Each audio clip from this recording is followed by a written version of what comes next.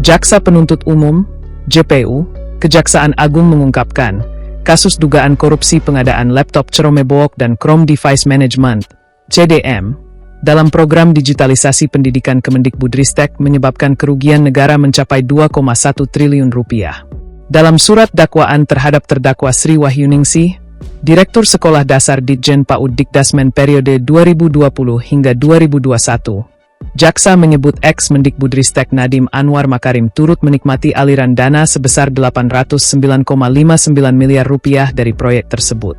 Dakwaan itu dibacakan dalam sidang di Pengadilan Tipikor Jakarta, Selasa, 16 Desember 2025. Jaksa Rauriadi menjelaskan bahwa perbuatan para terdakwa telah memperkaya diri sendiri, orang lain, maupun korporasi, termasuk Nadiem Makarim, dengan nilai ratusan miliar rupiah.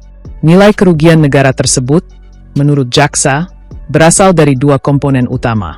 Pertama, kemahalan harga laptop Ceromebook yang mencapai sekitar 1,56 triliun rupiah. Kedua, pengadaan layanan Chrome Device Management, CDM, senilai 621 miliar rupiah yang dinilai tidak diperlukan dan tidak memberikan manfaat nyata bagi dunia pendidikan. Tak hanya Nadiem, Jaksa mengungkap pengadaan ini juga memperkaya sejumlah pihak lain.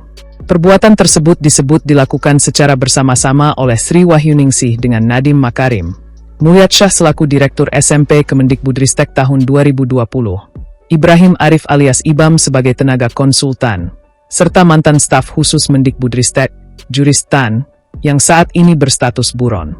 Jaksa menilai pengadaan Ceromebook dan CDM pada tahun anggaran 2020 hingga 2022 dilakukan tanpa perencanaan matang, melanggar prinsip pengadaan, serta tanpa evaluasi harga dan survei kebutuhan. Akibatnya, perangkat tersebut tidak dapat dimanfaatkan secara optimal, khususnya di wilayah 3T, terluar, tertinggal, dan terdepan. Dalam dakwaan disebutkan bahwa para terdakwa secara sengaja menyusun kajian dan analisis kebutuhan TIK yang mengarah pada penggunaan Ceromebook berbasis Chrome OS dan CDM tanpa didasarkan pada kebutuhan real pendidikan dasar dan menengah di Indonesia. Kebijakan itu berujung pada kegagalan program digitalisasi pendidikan, terutama di daerah dengan keterbatasan jaringan internet. Sementara itu, sidang perdana kasus dugaan korupsi Ceromebook yang menjerat Nadiem Makarim ditunda oleh Majelis Hakim Pengadilan Tipikor Jakarta. Penundaan dilakukan karena Nadiem saat ini menjalani pembantaran di rumah sakit untuk perawatan kesehatan.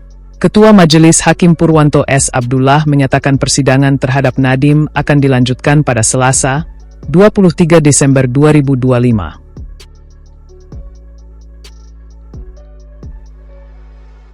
Download Tribun X sekarang, menghadirkan lokal menjadi Indonesia.